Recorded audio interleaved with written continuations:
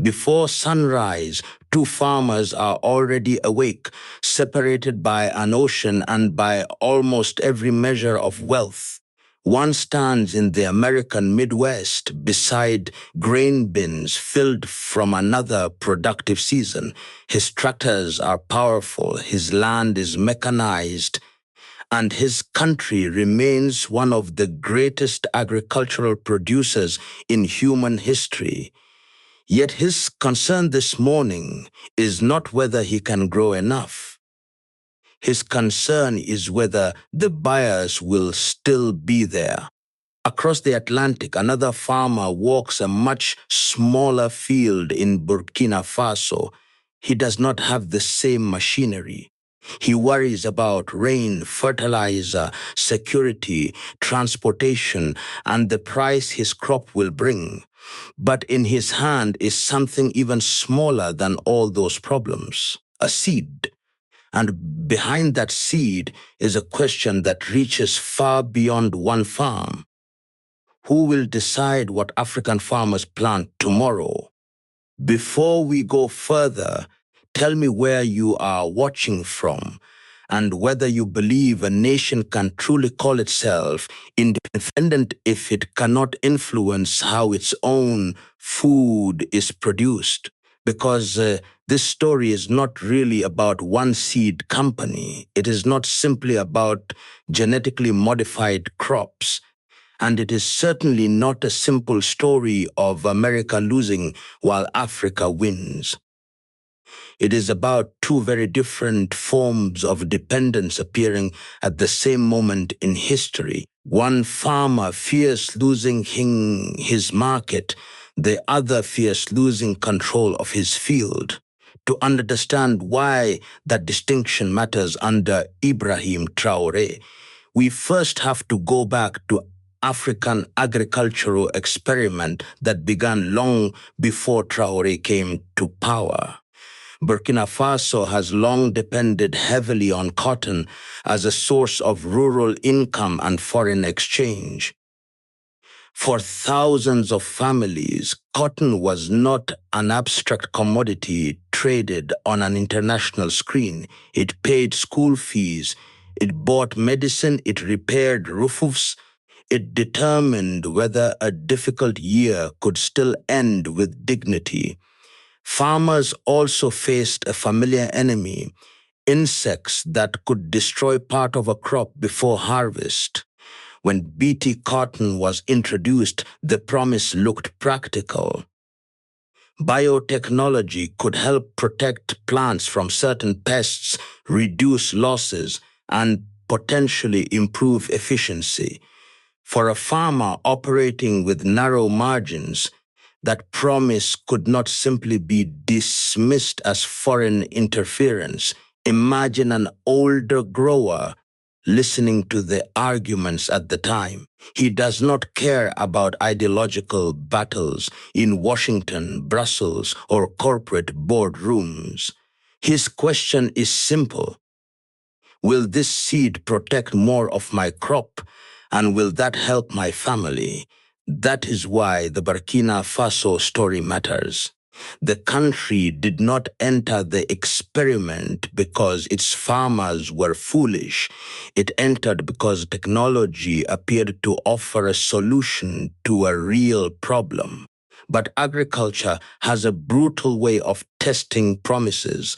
A seed can perform well in one category and still create trouble in another. Over time, Burkina Faso's cotton sector argued that fiber quality had deteriorated, particularly characteristics that affected the value of cotton in international markets. That changed the calculation. A farmer could produce cotton and still discover that the market valued it differently. The problem was no longer simply whether the plants survived pests. The question became whether Burkina Faso could sell its cotton at the quality and price its economy needed. Eventually, the country moved away from the Monsanto-linked Bt cotton program. And here, the distinction is essential. This happened before Ibrahim Traore became Burkina Faso's leader. Traore did not personally launch that confrontation, and he did not originate the country's break with Monsanto's cotton. But he inherited the lesson that remained after it. Technology can solve one vulnerability while revealing another. A farmer knows that every promise made at planting is eventually judged at harvest. Years later, Traore would rise in a country already familiar with a larger question: how much of a nation's economic future should depend on decisions made somewhere else? That question now reaches far beyond cotton. It touches fertilizer, irrigation, agricultural machinery, food processing, energy, mining, transportation, finance, and regional trade. And this is where Traore becomes central to the story. His political appeal has been tied to a language of sovereignty, domestic capacity, and greater African control over African resources. But slogans are easy, farms are harder. A country cannot eat a speech. It cannot irrigate a field with symbolism. And no leader can create agricultural independence merely by declaring it.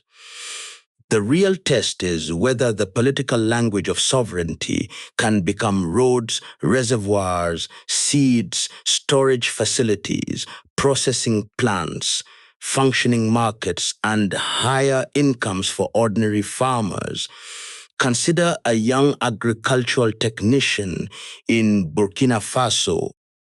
He represents a generation that may support African sovereignty while also refusing to romanticize technological backwardness.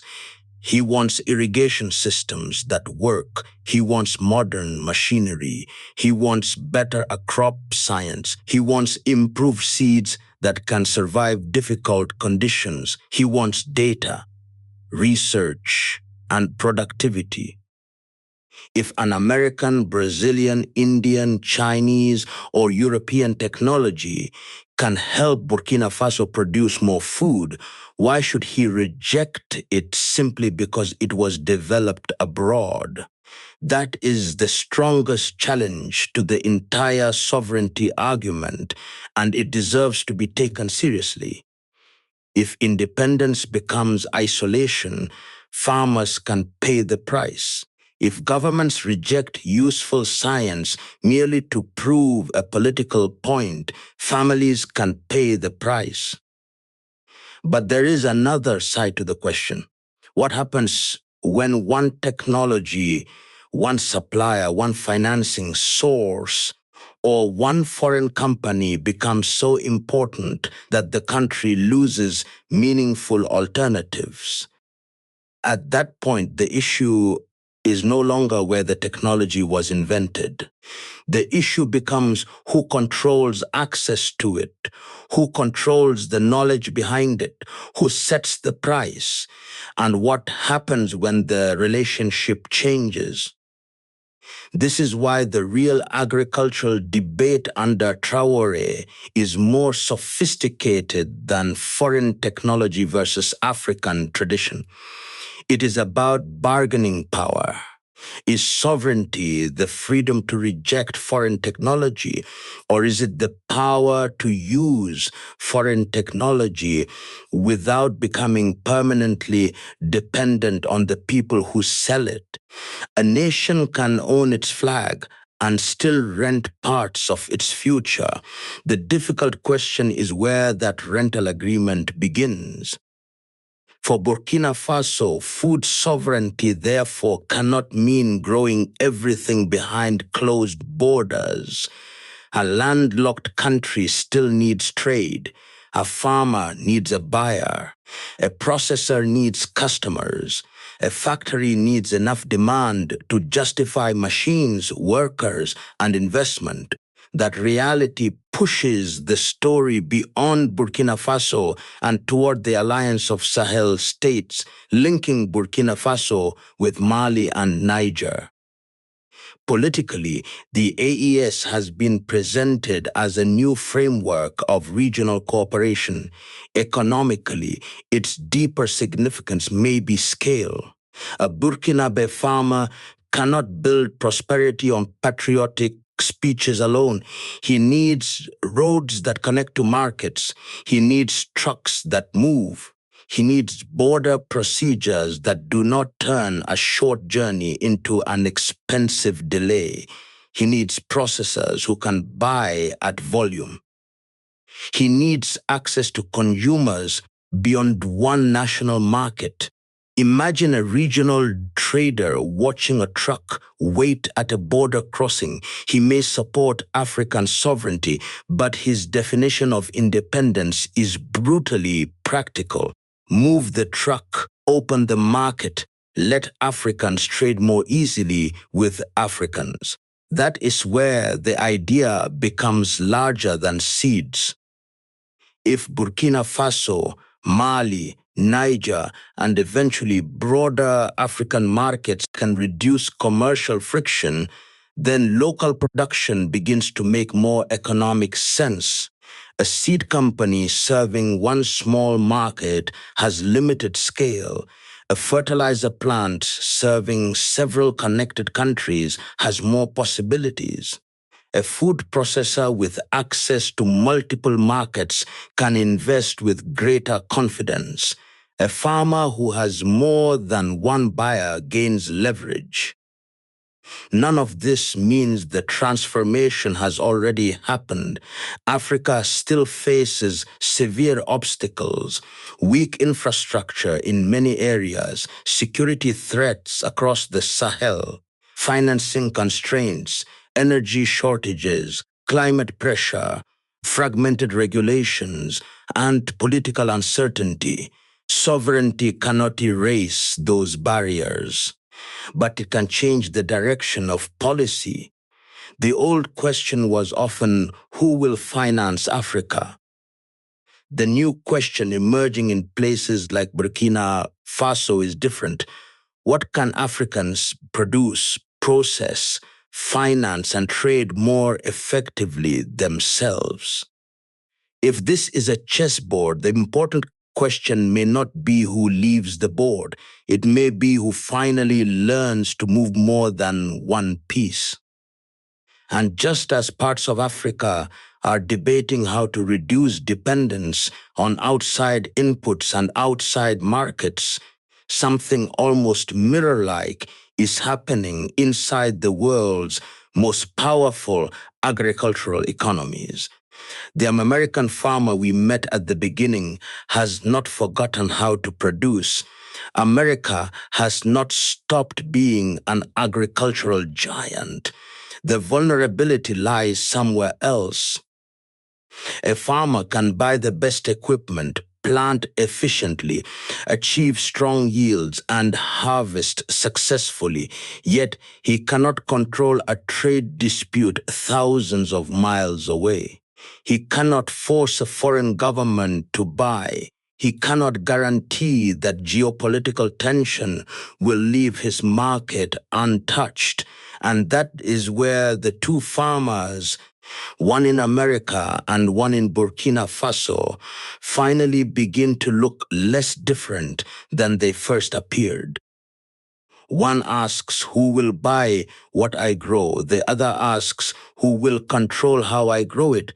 Different questions, the same underlying word, dependence.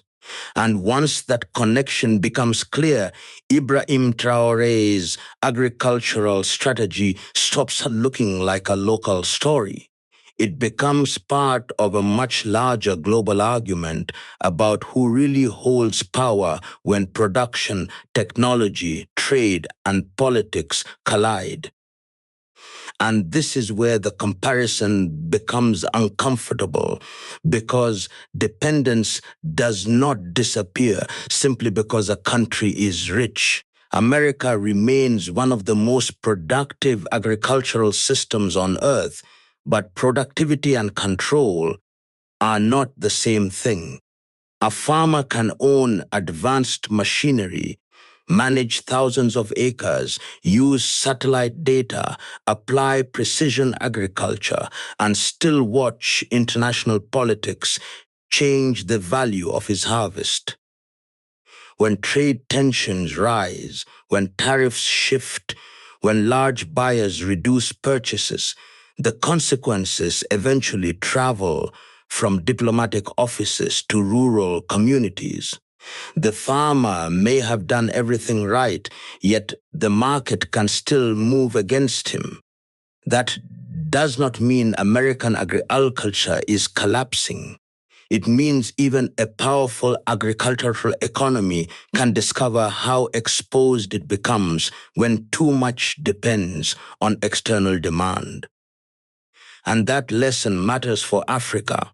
For decades, African countries were often told that integration into global markets would bring growth, investment, efficiency, and opportunity.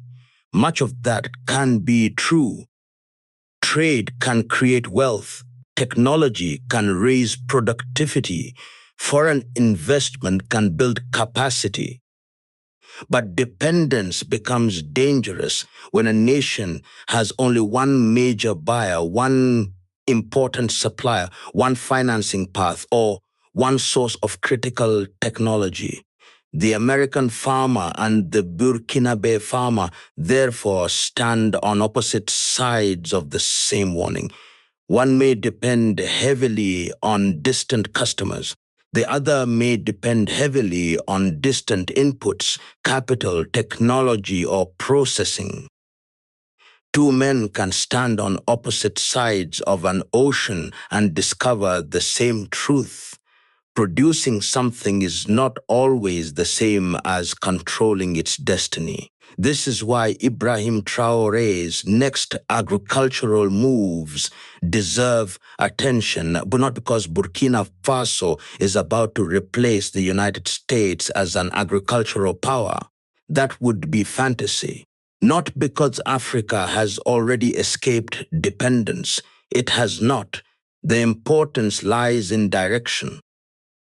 If Traore continues to push the idea of sovereignty, then agriculture will become one of the hardest places to prove that idea works in practice. The first move to watch is domestic capacity. Burkina Faso may continue trying to strengthen local access to seeds, fertilizer, irrigation, machinery, storage, and agricultural research. The goal would not need to be the elimination of foreign products. In fact, complete rejection of outside inputs could damage productivity. A more strategic goal would be to prevent any single foreign supplier from becoming indispensable. That difference matters. Independence is not the absence of trade, it is the presence of alternatives. A farmer who can choose between several suppliers has leverage. A country that can produce part of what it needs domestically has leverage. A government that can negotiate without fearing immediate collapse has leverage.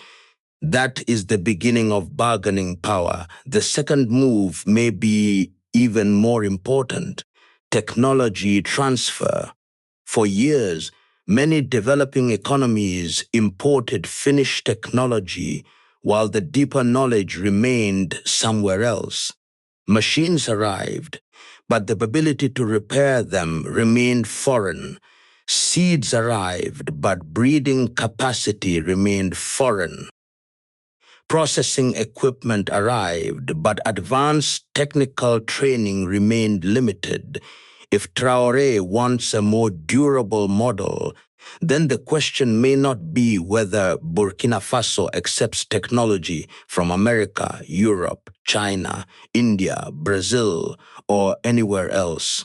The question may be what Burkina Faso receives beyond the product itself.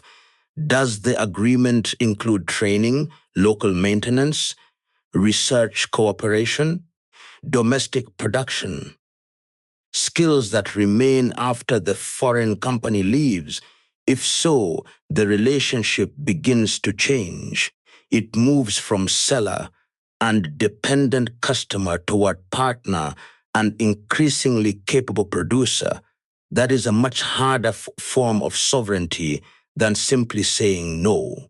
Saying no can happen in a day. Building competence takes years. The third move to watch is regional scale through the alliance of Sahel states. Burkina Faso alone has limits, so do Mali and Niger. But if regional trade becomes easier, the economics begin to change. A processor serving one market faces one ceiling. A processor serving several connected markets sees a larger opportunity. A fertilizer producer has more customers. A food manufacturer can justify greater investment. Farmers gain more potential buyers. Traders can move goods over a larger commercial space. But again, the rhetoric must meet reality. Borders must function. Roads must be usable. Security must improve. Payments must move. Regulations must become clearer. Trucks cannot spend their profits waiting. If African leaders want regional sovereignty, then the most revolutionary act may sometimes look very ordinary, reducing delays, improving logistics, and allowing a shipment to move efficiently from one African city to another. The fourth move may determine whether this strategy becomes independence or simply a new dependence with different flags. Burkina Faso can diversify partners. Western technology may be useful in one sector. Chinese infrastructure may be useful in another. Indian agricultural expertise may offer value somewhere else. Brazil has deep experience in tropical agriculture. Other African economies may offer knowledge that is more directly adapted to regional conditions. The strategic objective would be simple to describe but difficult to execute. No single outside partner should become so important that Burkina Faso loses the ability to say no. This is where Traore's political message can either mature or fail. If sovereignty becomes hostility toward every outside partner, Burkina Faso could isolate itself and raise costs for its own people. If sovereignty means negotiating with many partners while building more domestic capability, the country may gradually increase its choices. And sovereignty, at its most practical level, is measured in choices. But this is also where the risks become serious. Local production can be more expensive at first. New industries can fail. Governments can protect inefficient firms for political reasons. Agricultural projects can be announced without delivering enough water, fertilizer, storage, or market access. Security problems across the Sahel can disrupt fields, roads, and communities. Climate pressure can erase years of planning in one difficult season. Capital remains limited. Technical skills take time to develop. A government can speak about sovereignty in the morning and still face empty warehouses by evening. Sovereignty sounds powerful at a podium. Its real examination comes during planting season. That is why the future should not be reduced to slogans. There are at least three possible paths ahead. In the most successful scenario, Burkina Faso builds stronger domestic capacity while remaining connected to global science and trade. Farmers gain better access to inputs, processing grows, regional trade expands, foreign technology enters under terms that create more local knowledge. The country does not close the door. It becomes harder to pressure because it has more options. In a second scenario, progress is partial. Some industries grow, but critical machinery, finance, energy, or agricultural inputs remain dependent on outside sources. Burkina Faso gains more room to negotiate, but not full autonomy. That may still be meaningful progress. The third scenario is the danger Traore cannot afford to ignore. Protection turns into isolation. Political symbolism becomes more important than productivity. Costs rise, farmers receive fewer choices instead of more, and ordinary families pay for a policy designed in the name of independence. Which of those futures will the next harvest reveal? That question takes us back to the Monsanto story. Burkina Faso's earlier experience with Bt cotton does not prove that every genetically modified crop is harmful. It does not prove that Western agricultural technology should be rejected. It does not prove that local production is automatically superior. What it proves is much simpler. Technology must work for the people who use it under the economic conditions they actually face. A seed that solves one problem but creates another cannot be judged by ideology alone. It must be judged by the harvest, the market, the farmer's income, and the country's long-term options. The same standard should apply to Traore. His legacy will not be decided by how strongly he criticizes the West. It will not be decided by how many speeches use the word sovereignty. It will be decided by measurable questions. Can Burkina Faso produce more food? Can farmers earn more? Can families afford what they need? Can local businesses process more of what the country grows? Can the nation acquire foreign technology without losing strategic choice? Can regional trade become real rather than symbolic? And perhaps most importantly, can the system survive beyond one leader? That is the difference between a political moment and a national transformation. The American farmer at the beginning of this story fears losing access to the markets that buy his harvest. The African farmer fears losing control over the systems behind his harvest. One vulnerability sits downstream, the other can sit upstream. Both reveal the same lesson. Economic power is not only about how much a nation produces, it is about how many choices remain when the world changes. The story began with something small enough to disappear inside a farmer's hand, a seed. Yet inside that seed sits food, income, science, trade, politics, and power. Empires measure strength in territory. Markets measure strength in dollars. Farmers measure the future in what survives the next harvest. Perhaps Africa's agricultural revolution will not be defined by whether it rejects the West. Perhaps it will be defined by whether Africa becomes strong enough to choose its partners without needing permission from any of them. Now I want your judgment. If you were advising Ibrahim Traore, would you protect agricultural independence even when foreign technology promised higher yields? Or would you keep the door open under strict national rules? Tell me why in the comments.